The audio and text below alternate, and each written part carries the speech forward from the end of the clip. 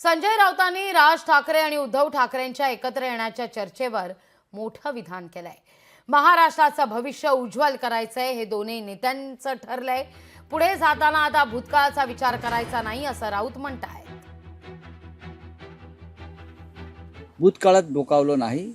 उत्तम राजकारण हे भूतकाळात न डोकावण्याचं असतं। अशा वेळेला जेव्हा आम्ही हातमिळवणी करतो राज्याच्या आणि देशाच्या हितासाठी, आम्ही त्या विचाराचे आहोत। आणि माननीय उद्धव ठाकरे शिवसेना पक्षप्रमुख हे सुद्धा भविष्याचा विचार करणारे आहेत, भूतकाळाचा नाही। आम्हाला महाराष्ट्राचे भविष्य घडवायचं आहे, आम्हाला मराठी माणसाचं भविष्य उज्ज्वल करायचं आहे, हे ठरलंय ना दोन नेत्यांमध्ये।